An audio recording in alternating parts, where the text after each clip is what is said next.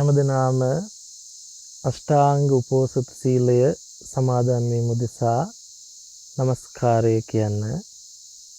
නමෝ තස් භගවතු අරහතෝ සම්මා සම්බුද්දස්ස. නමෝ තස් භගවතු අරහතෝ සම්මා සම්බුද්දස්ස. නමෝ තස් භගවතු අරහතෝ සම්මා සම්බුද්දස්ස. බුද්ධං සරණං ගච්ඡාමි. ධම්මං සරණං ගච්ඡාමි.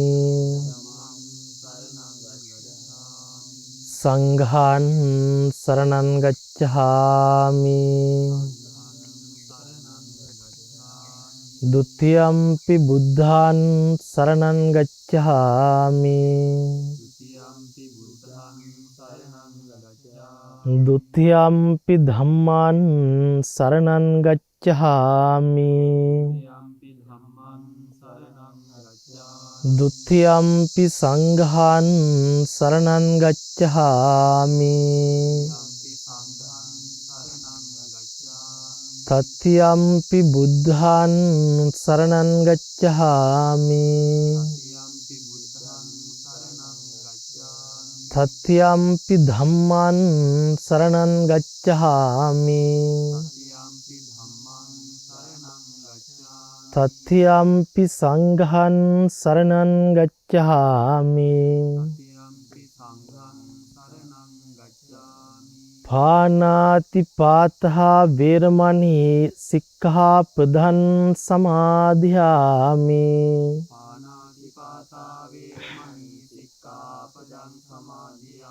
අදින්නා දානා වේරමණී සික්ඛාපදං සමාදියාමි.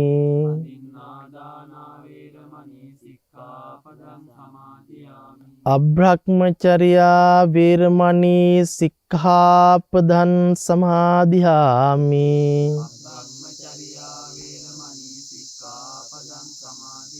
මුසාවාදා වේරමණී සික්ඛාපදං සමාදියාමි.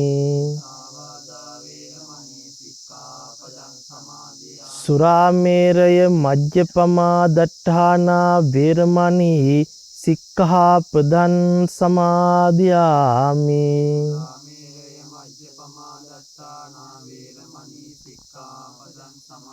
විකාල භෝජනා වේරමණී සික්ඛාපදං සමාදියාමි.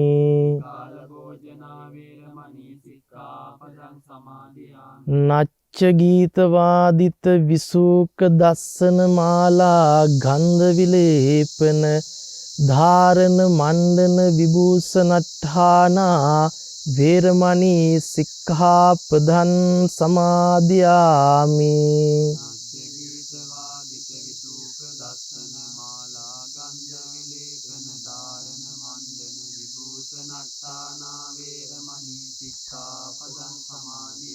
උච්චාසයන මහාසයනා වේරමණී සික්ඛාපදං සමාදියාමි.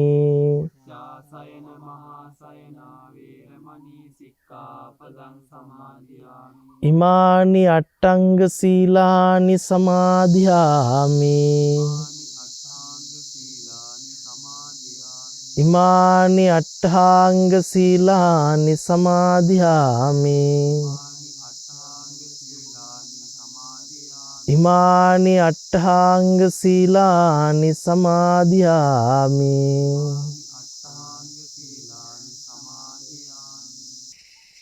නමෝ තස්ස භගවතු අරහතු සම්මා සම්බුද්දස්ස. නමෝ තස්ස භගවතු අරහතු සම්මා සම්බුද්දස්ස. නමෝ තස්ස භගවතු අරහතු සම්මා සම්බුද්දස්ස.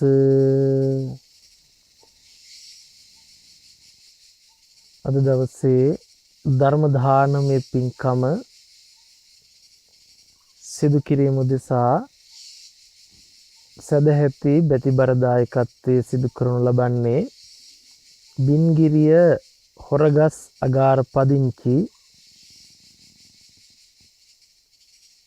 ධර්ම දානය අරමුණු කරගත් ධර්මකාමී සහෝදර සහෝදරියන් සහ හිතවතුන් විසින් විශේෂයෙන්ම සිහිපත් කරනවා මෙම ධර්ම දානමය පින්කම අපවත් වී වදාළ අති ගෞරවනීය පූජ්‍ය බෙලිගල මීමුරේ ධම්මවංශ නාහිමිපාණන් වහන්සේ වෙත සීර්ෂ ප්‍රණාමයෙන් පිදෙන ගෞරවනීය උපහාරයක්ම වේවා කියන ආශිර්වාදය නිවන් පූර්ණේ පිණිසම හේතු වේවා කියන ආශිර්වාදය ඇති කරගෙන ධර්ම දානමය පින්කම සිදු කිරීම අද දවසේ සිද්ධ කරනවා.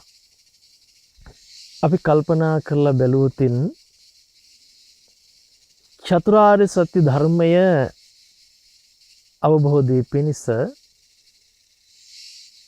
පටිච්චසමුප්පාදය අවබෝධයේ පිණිස බුද්ධ ශාසනය ඇතුළ හික්මනකොට අපි විශේෂයෙන්ම රූප වේදනා සංඥා සංකාර විඥාන කියන ස්කන්ධ ධර්මයන් පිළිබඳව මනා නුවණක් ප්‍රඥාවක් ඇති කර ගැනීම වැදගත් වෙනවා. මේ රූප වේදනා සංඥා සංකාර විඥාන පහේ සමුදය නිරෝධය පිළිබඳ කතා කරනකොට අපි බොහෝ වෙලාවට පුරුදු වෙලා තියෙන්නේ ඇතිවීම නැතිවීම විදිහට මේක අර්ථකථනය කරගන්න. අපි හිතනවා මොහොතක් පාසා පංච උපාදානස්කන්ධය ඇති වෙමින් නැති වෙලා යනවා. ඇති වෙමින් නැති වෙලා යනවා. මේ විදිහට අපි ඇත්ත නැත කියන අන්ත දෙක පරිහරණය කරන්නට හේතුව තමයි දුක්ඛ ආර්ය සත්‍ය, දුක්ඛ සමුදය ආර්ය සත්‍ය, දුක්ඛ නිරෝධ ආර්ය සත්‍ය, දුක්ඛ නිරෝධ ගාමිනී පටිපදා ආර්ය සත්‍ය කියනකොට නිරෝධය කියන වචනය පිළිබඳව පවතින අනුභවය. අපි සමුදය ඇතිවීම විදිහටත් නිරෝධය නැතිවීම විදිහටත් අර්ථකථනය කරගෙන තිබෙනවා. නමුත් කෙනෙකුට හිතෙන්න පුළුවන් එහෙනම් කුමක්ද මේ නිරෝධය කියලා කියන්නේ? නැතිවීමට නෙවෙයිද? අපි ඇති දෙයක නැතිවීම විදිහට තමයි අපිට හැමුණොත් නැතිවීම කතා කරන්නට වෙන්නේ. ඇති බවට සාපේක්ෂව. ඇතිවිච්ච දේ නැති වෙලා යනවා කියන තැනින් තමයි අපිට කතා කරන්නට වෙන්නේ. එතකොට අපිට නොදැනීම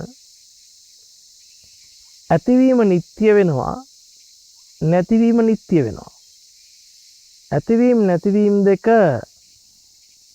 නිට්ටය භාවයේ අරගෙන තමයි අපිට කතා කරන්නට වෙන්නේ. නමුත් අපි මතක තියාගත යුතුයි නිරෝධය කියලා කියන්නේ ඇතිවීමට අනිත් පැත්ත මොකද්ද? ඇති නොවීම. සකස් වීම එහෙම නැත්නම් නිරෝධය කියන්නේ සකස් නොවීම. සමුදය සකස් වීම, නිරෝධය සකස් නොවීම. සමුදය හට ගැනීම, නිරෝධය නොහට ගැනීම. එහෙමනම් අපි කල්පනා කරන්න ඕන මේ සමුදය නිරෝධය කියන වචන දෙක බොහෝම ප්‍රයෝජනවත් වෙනවා අපිට ධර්ම අවබෝධය පිණිස. ඇතිවීමත් ඇති නොවීමත්, ඇතිවීමත් නැතිවීමත් කියන දෙක අතර මහ විශාල වෙනසක් පවතිනවා. ඇත නැත අන්ත දෙක පරිහරණය වීමකින් තොරව ධර්ම අභිසමය කිරීම පිණිස බොහොම වැදගත් වෙනවා. අපි මේක ඇතිවීම නැතිවීම විදිහට අර්ථකථනය කරගත්තොත් අපිට සිද්ධ වෙනවා අවිද්‍යාව මොහොතක් පාසා ඇති වෙලා නැති වෙනවා කියලා කියන්න. අවිද්‍යාව මොහොතක් පාසා ඇති වෙලා නැති වෙනවා කියලා කියන්න සිද්ධ වෙනවා. එහෙම වුණොත් ප්‍රඥාව මතුවෙන්නේ කොතනද? ඇති වෙලා නැති වෙච්ච තැනද? අපි කල්පනා කළ යුතුයි සමුදය සම්පූර්ණයෙන්ම කතා කරන්නේ අවිද්‍යාව පැත්තේ ඉඳලා. අවිද්‍යා සමුදයෝ රූප සමුදය. අවිද්‍යා සමුදයෝ වේදනා සමුදය. අවිද්‍යා සමුදයෝ සංඥා සමුදය. අවිද්‍යා සමුදයෝ සංකාර සමුදය. අවිද්‍යා සමුදයෝ විඥාන සමුදය. අවිද්‍යාවේ සමුදය වීම තුල තමයි රූප වේදනා සංඥා සංකාර විඥාන පහේ සමුදය පිළිබඳව කතා කරන්නේ. අවිද්‍යා නිරෝධයෙන් තමයි අපිට කතා කරන්නේ මොකද්ද? අවිද්‍යා නිරෝධෝ රූප නිරෝධ. එහෙනම් අවිද්‍යාව නිරෝධ වෙච්ච තැන තමයි රූප වේදනා සංඥා සංකාර විඥාන පහේ නිරුද්ධ වීම කතා කරන්නේ. අපි මේ රූප වේදනා සංඥා සංකාර විඥාන පහ ඇති වෙනවා කියලා ගත්තොත් ඒක නিত্য වූ ඇතිවීමක් වෙනවා. නැති වෙනවා කියලා ගත්තොත් ඒක නিত্য වූ නැතිවීමක් වෙනවා. එහෙනම් මේ සමුදය නිරෝධය කියනකොට මතක තියාගත යුතුයි මේක හතර පාරකට සිද්ධ වෙන එකක් නෙවෙයි. සමුදය තුලමයි අපි නිරෝධය ප්‍රත්‍යක්ෂ කරන්න ඕන. කොටින්ම කිව්වොත් මෙහෙම හිතන්න. මිරිඟුවේ වතුර නොමැති බව ප්‍රත්‍යක්ෂ කරගත්ත තැනක නැවත වතුරෙහි නැති කිරීමක් සිද්ධ වෙනවද? වතුරෙහි නැති කිරීමක් සිද්ධ කරන්න පුළුවන්ද? පුළුවන් කමක් දෙන්නේ නැහැ. එහෙනම් මිරිඟුවේ වතුර නැති බව ප්‍රත්‍යක්ෂ කර ගැනීමම, ඒ කියන්නේ මිරිඟුවක් බව ප්‍රත්‍යක්ෂ කර ගැනීමම වතුර පිළිබඳව කතා කරන්නට තිබුණු තැනින් මිදීමද නැද්ද? මිරිඟුවක් බව ප්‍රත්‍යක්ෂ වෙච්ච තැන එහි වතුර ඇතද නැතද කියන තර්කය යෙදෙනවද? තර්කය දෙන්නේ. එහෙනම් එහි වතුර ඇති වෙමින් නැති වෙනවද? එහි වතුර ඇති වෙමින් නැති වෙනවද? බලන්නකෝ භාග්‍යවතුන් වහන්සේ සංඥාවට දීපු උපමාව මොකද්ද? සංඥාව මිරිඟුව. සංකාරේ කේල් කඳක්. විඥානේ මායාවක්. මායාවක් කියන්නේ නැති දෙයක් ඇති විදිහට මවාපෑම. සංකාරය කියලා කියන්නේ කෙහෙල් කඳ කියන්නේ මොකද්ද? හිස් ස්වභාවයකින් යුක්ත දෙයක්. අරටුවක් නැති දෙයක්. අන්න ඒ වගේ වේදනාව මොකද්ද?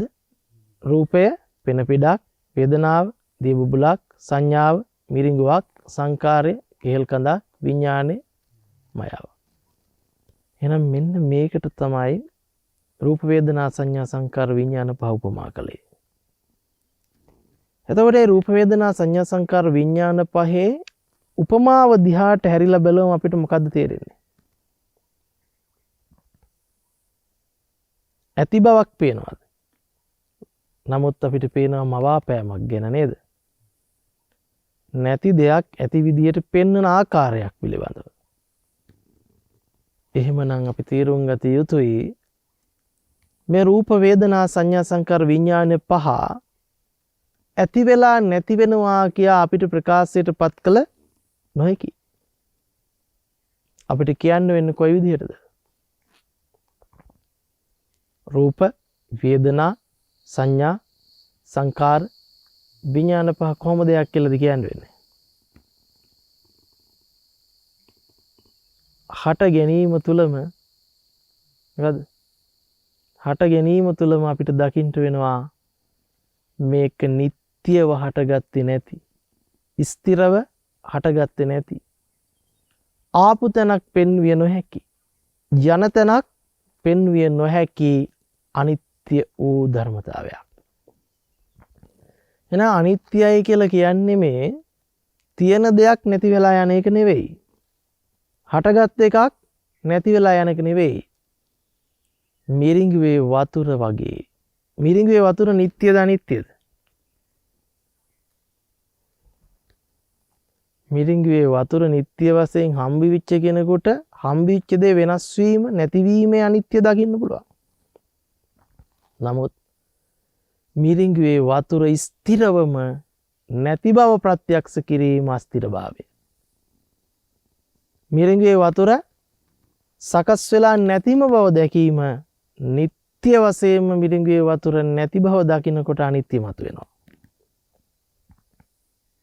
එහෙනම් අපි තේරුම් ගන්න ඕන මිරිඟුවේ වතුර ඇති වෙලා නැති වෙනවද?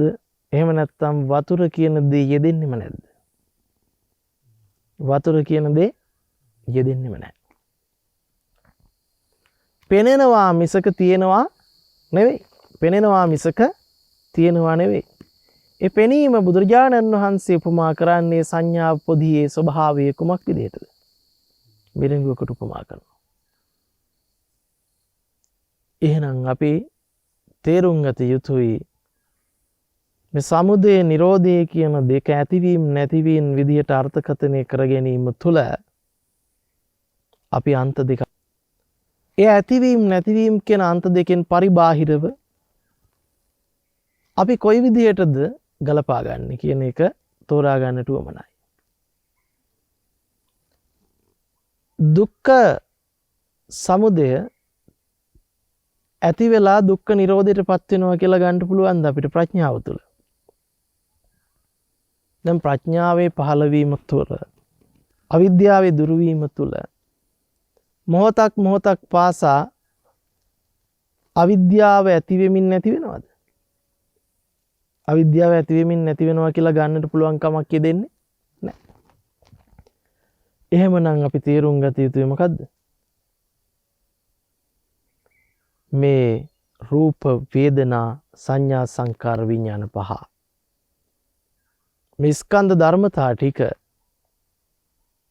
මොනවා එකක්ද?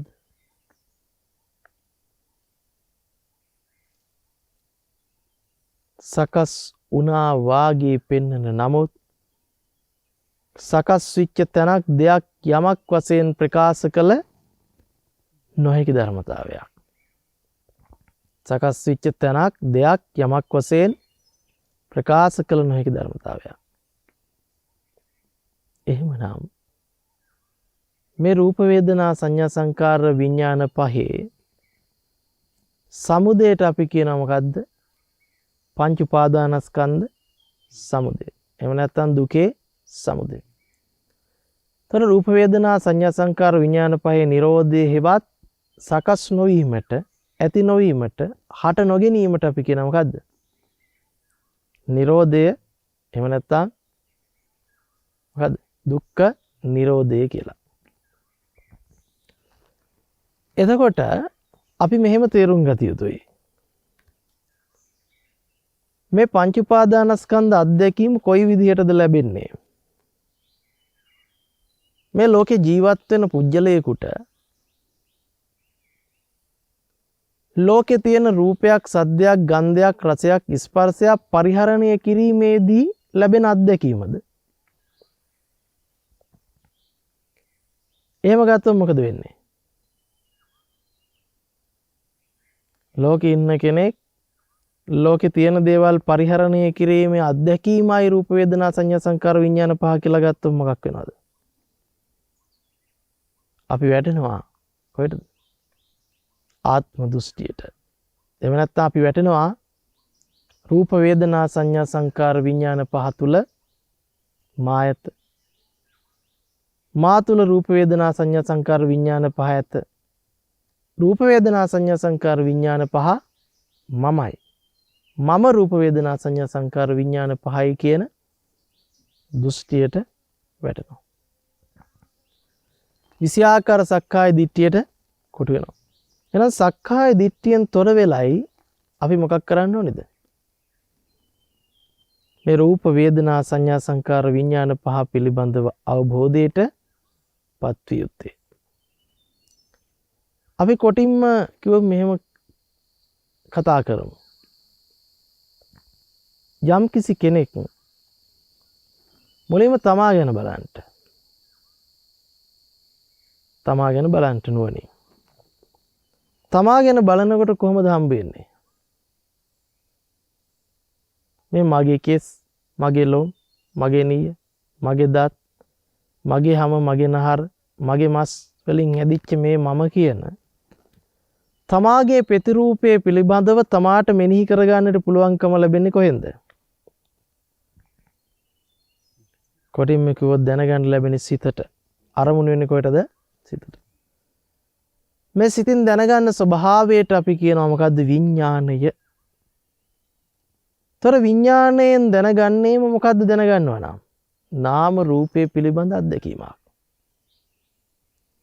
එහෙනම් කෙස් කියන රූපාකාරය පිළිබඳව වේදනා සංඥා චේතනා පස්ස මනසිකාරයෙන් මොකක් කරනවද? විඥාණයෙන් දැනගන්නව හඳුනගන්නවා. නමුත් මේ වෙලාවේ සකස් වෙන මේ සිත ඔන්න අපිට බැලූ බැලමට පේනවා මොකද්ද? ඇති වෙමින් නැති වෙන පංච උපාදානස්කන්ධයක් කියලා. බැලූ බැලමට එහෙම පේනවා. නමුත් අපි මෙහෙම කියමුකෝ. මේ ඇතිවීමම මොකක් වගේ දෙයක්ද? මේ සකස් වීම මොන වගේ දෙයක්ද? මේ හට ගැනීම මොන වගේ දෙයක්ද? කල්පනා කරන්න. මේ විදිහට දැන් හටගන්න ධර්මතාවය ඔබට තේරෙන්නේ මොකක් විදිහටද? මේ හටගන්න හිත කොහේ හරි තිබිලා අප එකක්ද? මේ හටගන්න හිත කොහෙට හරි අනේකක්ද?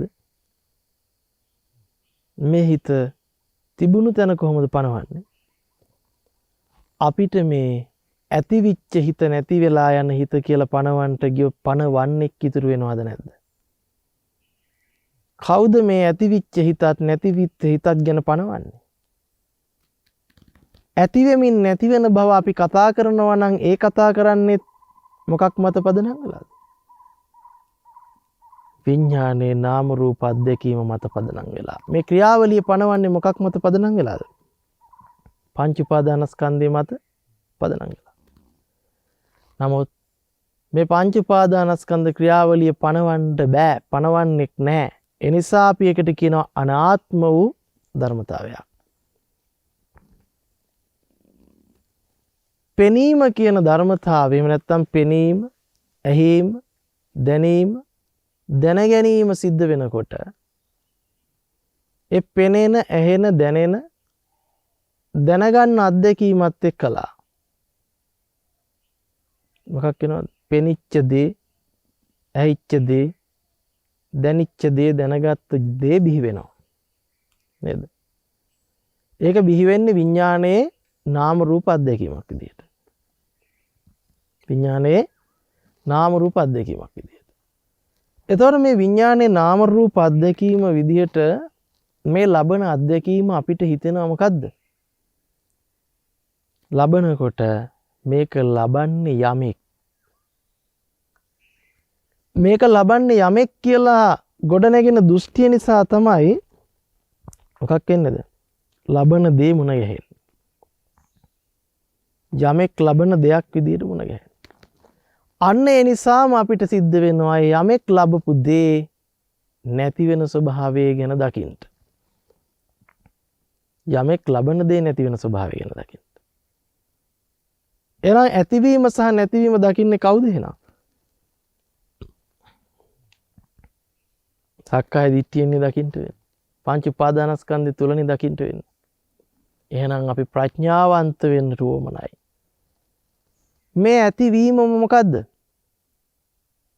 අතීතෙන් ආපු නැති, අනාගතයට යන්නේ නැති, වර්තමානයේ තුල ඇතිවිච්ච තැනක්, දෙයක්, යමෙක් වශයෙන් ප්‍රකාශ කළ නොහැකි විඥානයේ ප්‍රත්‍ය කරගෙනම සකස් වෙච්ච නාම රූප ධර්මයක්.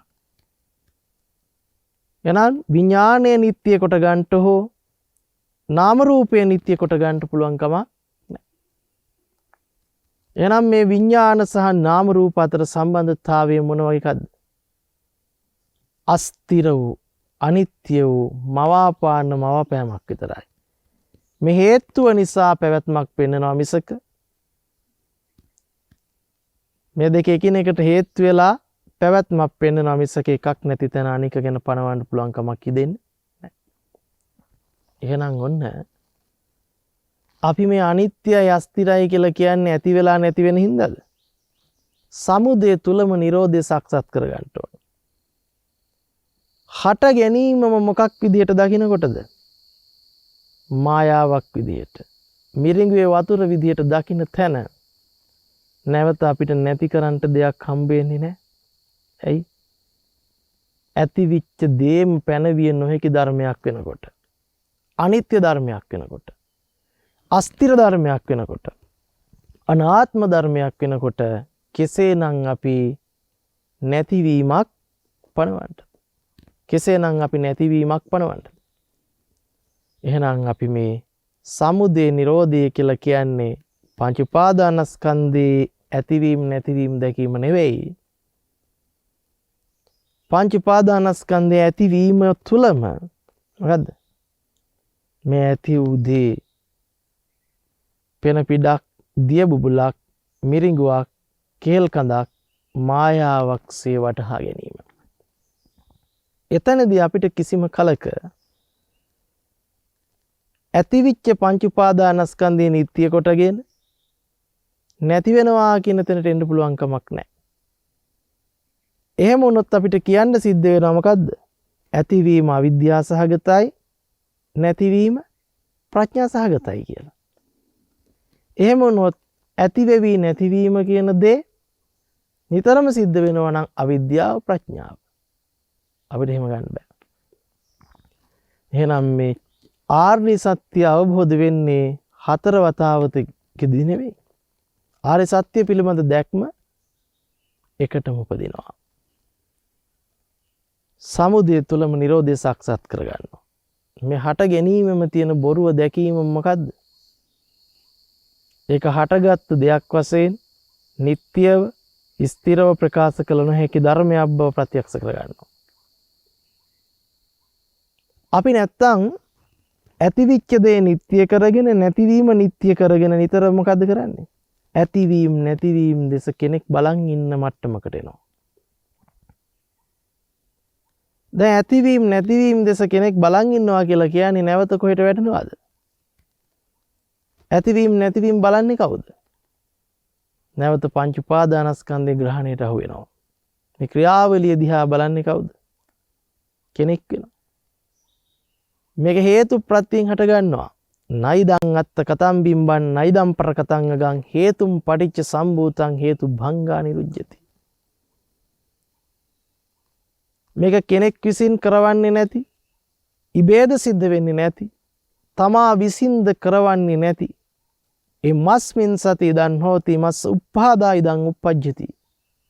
ඒ මස්මින් අසති ඉදන් හෝති මස්ස නිරෝධා ඉදන් නිරුජ්ජති කියන ධර්මතාවයට නොක්‍රියාත්මක වෙනවා. එහෙනම් විඥානය ඇති කල්හිම නාම රූපේ හට ගැනීම වේ. විඥානයේ උපදීමෙන්ම නාම රූපී ඉපදීම වේ. විඥානයෙන් නැති තැනක නාම රූපේ හට ගැනීමක් නැහැ. එහෙම නැතුව මේ කියන්නේ විඥානය ඇති වෙලා මොකද්ද? නාම රූපේ ඇති වෙලා විඥානය නැති වෙලා නාම රූපේ නැති වෙලා යනවා කියන කතාවක්. ඇතිවීමම මායාකාරී බව, මුලා සහගත බව දැක්කම නැවත නැති කරන්නට දෙයක් හම්බෙන්නේ. එයාට පේනවා සමුදය තුලම මොකද්ද? Nirodha සාක්ෂාත් වෙනවා. හට ගැනීම තුලම තියෙන බොරුව පේන පටන් ගන්නවා. සමුදය තුලම Nirodha ප්‍රත්‍යක්ෂ භාවයට පත් වෙනවා. එහෙනම් මේ සමුදය තුලම Nirodha ප්‍රත්‍යක්ෂ කිරීම තුල මොකද්ද වෙන්නේ? ඇත නැත කියන අන්ත දෙකෙන් මිදෙනවා. ඇත අන්තේ පරිහරණය කිරීමත් නැත අන්තේ පරිහරණය කිරීමත් කියන අන්ත දෙකෙන් මිදෙනවා.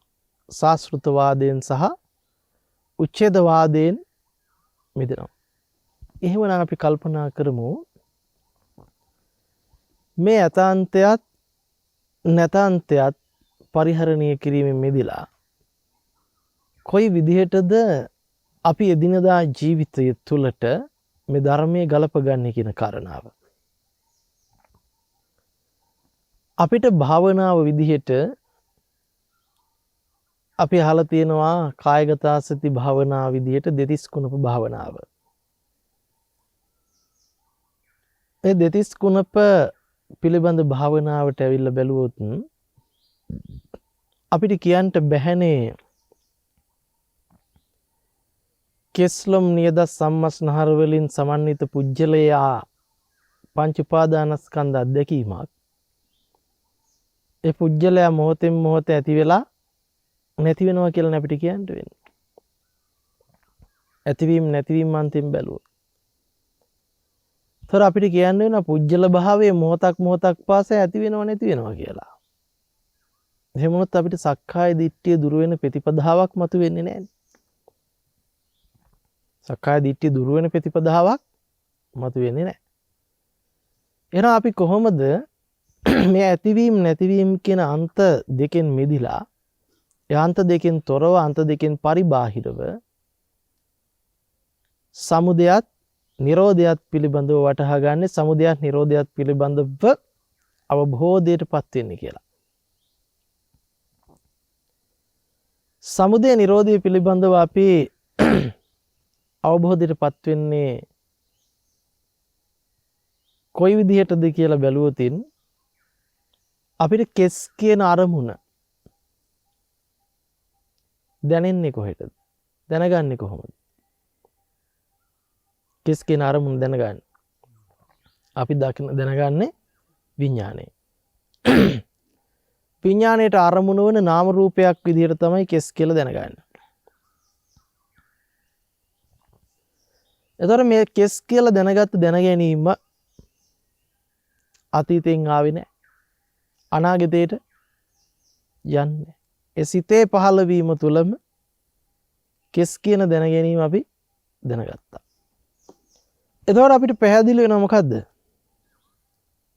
කෙස් කියන මානසිකාර්යය වෙනයි, පෙනීම වෙනයි. එතකොට පෙනීම කියන කාරණාව තුල කෙස් යෙදෙන්නේ නැහැ. කෙස් කියන්නේ මානසිකාර්යය. එතකොට මේ පේනවා කියන සිද්ධිය හේතු ප්‍රත්‍යයෙන් උපදින ධර්මතාවයක්. ඒ විඥානය ඇති කල්හිම ලබන නාම රූප අත්දැකීම. එතකොට අපිට මේක නැති වුණා කියලා දැක්කොත් මොකක් වෙනවද? අපිට අතීතයේ පිළිබඳ අපි নিরপেক্ষ වෙනවද සාපේක්ෂ වෙනවද? සාපේක්ෂ වෙනව නේද? බුදුරජාණන් වහන්සේ අපිට පෙන්වනවා ශ්‍රුතවත් ආර්ය ශ්‍රාවක තෙමේ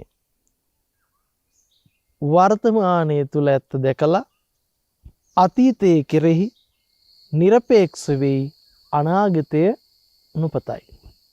අතීතයේ කෙරෙහි নিরপেক্ষ වෙලා අනාගතය නොපතනවා. අතීතයේ පිළිබඳව අපිට নিরপেক্ষ වෙන්න පුළුවන්ද ඇති වෙලා නැති වෙනවා කිව්වොත්? බෑ අයියේ. අපිට එතකොට ඇති වෙමින් නැති වෙවි ගිය પરම්පරාවක් නිට්ටිය වශයෙන් මොන ගහලාද නැද්ද? අපිට නොදිනීම එතකොට අනිත්‍ය නිට්ටිය වෙලාද නැද්ද? අනිත්‍ය නිට්ටිය වෙලා. ඒතකොට අනාගතයේ පතන්නේ නැද්ද? අනාගතේ බලාපොරොත්තු වෙන්නේ නැද්ද දැන්? ඇති වෙවි නැති වෙවි යයි කියලා. හිතන්. එහෙනම් ඇති වෙවි නැති වෙවි ගලාගෙන යන පැවැත්මක් නිට්ටියව හම්බ වෙලාද නැද්ද? නිට්ටියව හම්බ වෙලා. ඔය ඔබ ඇති වෙවි නැති වෙවි ගලාගෙන යන පැවැත්ම ග්‍රහණය කරගත්තේ නිට්ටිය කරගත්තේ පංච උපාදානස්කන්ධය තුලින්ද නැද්ද? නැවත වතාවක් ඒ ග්‍රහණය ලක් කරගත්තේ කොහෙන්ද? පංච උපාදානස්කන්ධය තුලින්. එහෙනම් පංච උපාදානස්කන්ධය ඉක්මවලා දේ ක්‍රියාවලිය ඇත්ත කරගත්ත තැන පංච උපාදානස්කන්ධය ග්‍රහණයට අහු වෙලාද? පංච උපාදානස්කන්ධ ග්‍රහණයට අහු වෙලා.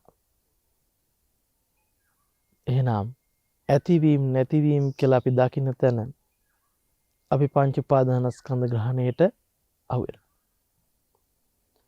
නමුත් අපි නුවණින් වටහා ගත්තොත් මේ කෙස් කියන දැන ගැනීම ඒ විඥානයේ සකස් වෙච්ච තැනම දැනගත්ත නාම රූප අත්දැකීම. එතකොට කෙනෙකුට හිතේ එනම් මේ දැනගත් අත්දැකීම කියනකොටම දැනගත් එක නැති වෙනවානේ. නමුත් මම මෙන්න මේ විදිහට ප්‍රශ්නයක් අහන්නම්. දැන් මෙන්න මේ හඬ ආවා. මේ හඬ ආපු තැන අපිට පෙන්වන්න බෑ. ගිය තැන පනවන්න බෑ. තිබුණු තැනක් ප්‍රකාශයටපත් කරන්න බෑ.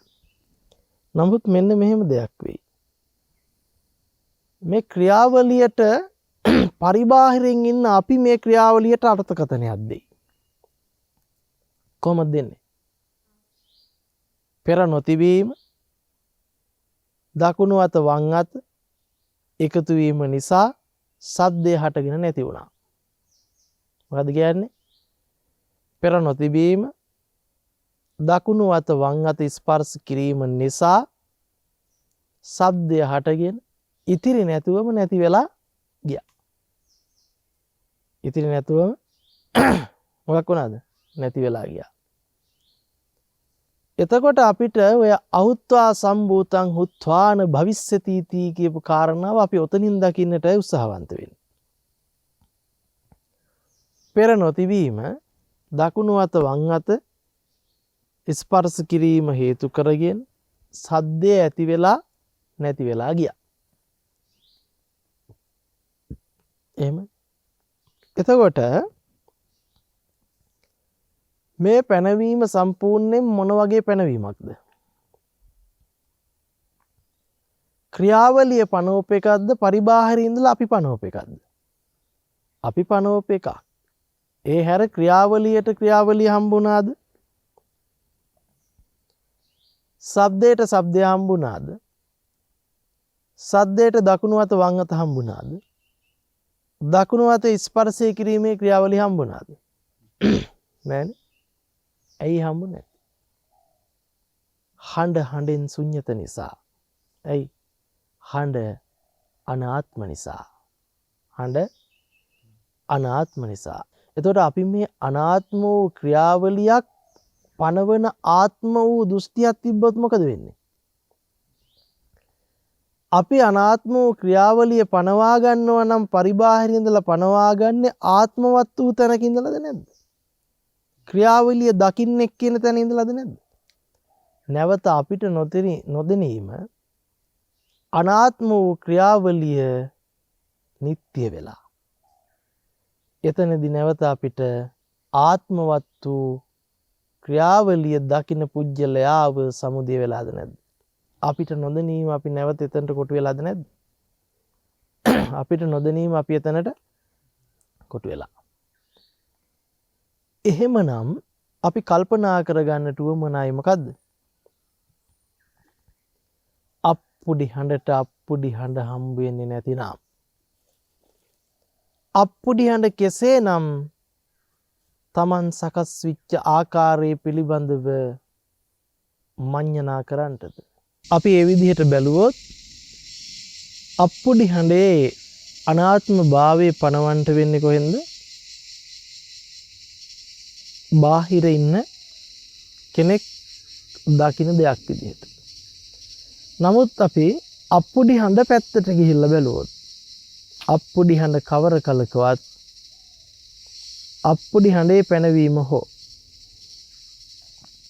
දකුණු අතේ වම් අතේ පැනවීම හෝ දකුණු අත වම් අත ස්පර්ශ කිරීමේ ක්‍රියාවලිය තුළින් බිහි වුණු අප්පුඩි හඬත් ඒ අප්පුඩි හඬේ නැතිවීමත් පිළිබඳව මඤ්ඤණාවක් කරනවාද? මඤ්ඤණාවක් කරන්නේ නැහැ. ඒ මඤ්ඤණාව නොකරන්න හේතුව මොකද්ද? අප්පුඩි හඬ අනාත්ම ධර්මයක් නිසා. එහෙනම් නිතරම බලන්න දිට්ඨ සුත මුත විඤ්ඤාත. පෙනෙන, ඇහෙන, දැනෙන, දැනගන්න ස්වභාවය කවදාකවත් පෙනීම හෝ පෙනීමේ ක්‍රියාවලිය ගැන, ඇහිම හෝ ඇහිීමේ ක්‍රියාවලිය ගැන, දැනීම හෝ දැනීමේ ක්‍රියාවලිය ගැන, දැන ගැනීම හෝ දැන ගැනීමේ ක්‍රියාවලිය ගැන පනවන්නේ නැහැ. එහෙනම් මේ පෙනීමේ, ඇහිීමේ, දැනීමේ, දැන ගැනීමේ ක්‍රියාවලිය ගැන නිතරම පැනවෙන්නේ කොහෙන්ද? ඒක මඤ්ඤණාවෙන්. ඒක තමයි සක්කාය දිට්ඨිය කියලා කියන්නේ. එහෙම පනවගත්ත තැනක තමයි අපිට හම්බෙන්නේ මොකද්ද? පෙනීම නිට්ටය වෙලා, පෙනීමේ ක්‍රියාවලිය නිට්ටය වෙලා, ඒ නිට්ටය විච්ච පෙනීම ඇති වෙලා නැති වෙන බව නිට්ටය වෙලා හම්බ වෙයි. එහෙනම් පෙනීම නිට්ටය වෙලා, පෙනීමේ ක්‍රියාවලිය නිට්ටය වෙලා, පෙනීම ඇති වෙලා නැති වෙන බව නිට්ටය වුණාම මොකද වෙන්නේ? නැවත වතාවක් පංච උපාදානස්කන්ධේ ක්‍රියාවලිය දකින දැක්ම නිට්ටය කොටගෙන ආත්ම වූ දෘෂ්ටියට කොටු වෙනවා. ආත්ම වූ දෘෂ්ටියට කොටු වෙනවා. එහෙනම් අපි කල්පනා කරගන්න උවමනයි අපිට නොදැනීම මේ ඇතිවීම නැතිවීම පිළිබඳව බලන්නේ ගිය තැනදී නැවත වතාවක් අනාත්ම වූ ක්‍රියාවලිය දකින ආත්මවත් වූ කෙනෙකුට එහෙම නැත්නම් පංච උපාදානස්කන්ධයට නැවත වතාවක් ග්‍රහණය වෙලා තියෙනවා. එහෙමනම් මේ ක්‍රියාවලියෙන් ශුන්්‍යත විච්ච තැනක කොටින්ම කිව්වොත් අප්පුඩි හඬට අප්පුඩි හඬ හෝ දකුණු අත වම් අත හෝ අප්පුඩි හඬ සකස් වීමේ ක්‍රියාවලිය මුණ ගැහෙන්නේ නැති තැනක ඒ ක්‍රියාවලියත් අප්පුඩි හඬත් දකුණු අත වම් අත පිළිබඳවත් පරිබාහිරින් ඉඳලා අපි තමයි මොකක් කරන්නේද? මඤ්ඤණා කරන්නේ. ඒකට කියනවා මඤ්ඤති. ඔන්න අපිට එහෙමනම් තේරෙනවා මොකද්ද? මේ හේතු ප්‍රත්‍යයෙන් සකස් වෙන ධර්මතාවයේ කියන එක මොනවයි එකක්ද? ක්‍රියාවලියට ක්‍රියාවලිය හම්බෙන්නේ නැති, ආපු තැනක්, යන තැනක්, තියෙන තැනක් පැනවිය නොහැකි අනාත්ම වූ ධර්මතාවයක්. අනිත්‍ය වූ, අස්තිර වූ ධර්මතාවයක්. මේ රූප වේදනා සංඥා සංකාර විඥාන පහ දුක්ඛ වූ ධර්මතාවයක්. ඒයි දුක කියලා කියන්නේ. සංකිට්ඨේන පංච උපාදානස්කන්ධා දුක්ඛාති. සංක්ෂිප්තවම කිව්වොත් මේ ස්කන්ධ පහ තමයි දුක කියලා කියන්නේ. ඒක තමයි දුක්ඛාදී සත්‍යය. දැන් එයා දැක්ක මොකද්ද? මේ හට ගැනීම තුලම දකින්නවා නොහට ගැනීම. මේ සකස් වීමම බොරුවක්, මේ සකස් වීමම අනිත්‍ය වූ ධර්මතාවයක්, මේ සකස් වීමම ආපු තැනක් නැති, යන තැනක් නැති, තිබුණු තැනක් ප්‍රකාශ කළ නොහැකි ධර්මතාවයක්. මෙන්න මේ විදිහට ප්‍රඥාවෙන් දකින, නුවණින් දකින ශ්‍රාවකයා මොකක් කරනවද? පංච උපාදානස්කන්ධෙහි ඇත්ත ඇති සැටියෙන්ම අවබෝධ කරගන්නවා. දැන් එතනදී කෙස්ලොම් නියද සම්මස්නහර පිළිබඳව එකින් එකට විමස බලනවා. එම් බලනකොට හම්බෙන මොකද්ද? කෙස් ගහට කෙස් ගහ හම්බෙන්නේ නැති බව. රෝම කූපයට රෝම කූපේ හම්බෙන්නේ නැති බව. නියපොතු වලට නියපොතු හම්බෙන්නේ නැති බව. දත් වලට දත් හම්බෙන්නේ නැති බව. අනාත්ම වූ පංච උපාදානස්කන්ධ අධ්‍යක්ීමක් බව නුවණින් දකිනවා. අනිත්‍ය වූ අස්තිර වූ ධර්මයක් බව නුවණින් දකිනවා. අන්න එදාට වැටහෙනවා මේ පංච උපාදානස්කන්ධය ඇත්ත දකින්නවයි කියලා කියන්නේ එළියේ ඉන්න කෙනෙක් නේද? පරිබාහිර ලෝකෙක ඉන්න කෙනෙක් ලෝකේ දකින ක්‍රියාවලියක් ගැන නෙවෙයි මේ කතා කරන්නේ. නේද? ලෝකේ දකින ක්‍රියාවලියක් ගැන නෙවෙයි කතා කරන්නේ කියන නුවණ පිහිටනවා. එතනදි තේරුම් යනවා මොකද්ද? එතනදි තේරුම් යනවා ලෝකය සහ තමන් කියන දෙකම බිහි කරන්නේ මේ රූප, වේදනා, සංඥා, සංකාර, විඥාන පහේ අත්දැකීම තුල බව. එතකොටම පැහැදිලි වෙනවා කෙනෙක් ඉඳගෙන ලෝකේ දකින්නවා කියන එක සම්පූර්ණයෙන්ම මඤ්ඤණාවක් පමණයි. කෙනෙක් ඉඳගෙන ලෝකේ දෙයක් අහනවා කියන එක සම්පූර්ණයෙන්ම මඤ්ඤණාවක් පමණයි. ලෝකය දකින්න, අහන, ලෝකයේ විඳින කෙනෙක් ඉන්නවා, ලෝකයක් තියෙනවා කියන එක සම්පූර්ණයෙන්ම මොකද්ද? රූප වේදනා සංඥා සංකාර විඥාන පහේ ඇත්ත නොදන්නා කම නිසා සිද්ධ කරගෙන තිබෙන මඤ්ඤණා සහගත බොරුවක් මුලාවක් පමණයි. මෙන්න මේ විදිහට යථාභූත ඥාණයෙන් යුක්තව නුවණින් යුක්තව මේ ලෝකයේ විනිවිද දකින්න. එතකොට හම්බ වෙනවා මේ ලෝකේ නිර්මාතෘවරයා කවුද එහෙමනම්? රූප වේදනා සංඥා සංකාර විඥාන පහ. ලෝකේ සමුදය වෙන්නේ රූප වේදනා සංඥා සංකාර විඥාන පහේ සමුදය. එහෙනම් ලෝකේ කියන කුමටද ලෝකේ කියන්නේ? පංච උපාදානස්කන්ධේ ලෝකයයි. පංච උපාදානස්කන්ධේ සමුදය ලෝකේ සමුදයයි. මේ සමුදය වෙන ලෝකය තියෙන ධර්මයක් නෙවෙයි. නිට්ටයව ස්ථිරව යම් තැනක ඇතිවිච්ච ධර්මයක් නෙවෙයි. යම් තැනකින් ආපු ධර්මයක් හෝ යම් තැනකට යන ධර්මයක් නෙවෙයි. අන්න අනාත්ම වූ ධර්මතාවයක් කියන තැනට ප්‍රඥාව පිහිටනවා. මෙන්න මේ ප්‍රඥාවමයි පූර්වංගම වෙන්නේ මොකටද? සතියට සිහියට පූර්වංගම වෙනවා. දැන් එහෙනම් අපිට කිසිම කලක කිසිම තැනක කොයිම වෙලාවකවත් ඇති වෙමින් නැති වෙන පංච උපාදානස්කන්ධයක් කියලා ගත්තොත් මොකක් වෙනවද? අතීතයේ පිළිබඳව নিরপেক্ষ භාවයට පත් වෙන්න බෑ, සාපේක්ෂ වෙනවා. ඒ වගේම අනාගතයේ නොපත ඉන්න බෑ, අනාගතයේ දැන් ඇති වෙලා නැති වෙයි, දැන් ඇති වෙලා නැති වෙයි කියන බලාපොරොත්තු වෙන වාසය කරනවා. නමුත් මෙතන පුජ්‍යලයක් ඉන්නවා නෙවෙයි, ඇති වෙන හැටි නැති වෙන හැටි බලන්න. පුජ්‍යලයක් හිටියා නෙවෙයි ඇති වෙමින් නැති වෙමින් යන ස්කන්ධ පරම්පරාව දිහා බලාගෙන ඉන්න. ඒ නිසා අපිට මේක පරම්පරාවකට සම්බන්ධ කරන්න පුළුවන් කමක් නැහැ. ඔබට මේ ඇති වෙමින් නැති වෙන ස්කන්ධ පරම්පරාවක් තිබුණාය කියන මඤ්ඤණාව ගෙනල්ලා දෙන්නෙත් කොහෙන්ද? මේ දැන් සකස් වෙන විඥානයේ නාම රූප අධ්‍යක්ීමේ. කොටින්ම කිව්වොත් දියේ ඉරක් අඳිනවා හා සමානයි. යම් කිසි කෙනෙක් කිව්වොත් දියේ ඉරක් ඇඳලා දැන් මැකිලා කියලා මොකද්ද? ඇත්ත කතාව. අඳිනවා වගේ පෙනුනාට අඳින වෙලාවේ දියේ ඉරක් මැකෙන්න ඇඳිලාම නෑ. නමුත් අපිට පේන්නේ ඇඳි මැකෙනවා වගේද නැද්ද? දියේ ඉරක් ඇඳගෙන එනකොට අපිට පේන්නේ ඇඳිලා මැකිලා යනවා වගේ. නමුත් ඇත්තම කතාව දියේ ඉරි ඇඳෙනවද?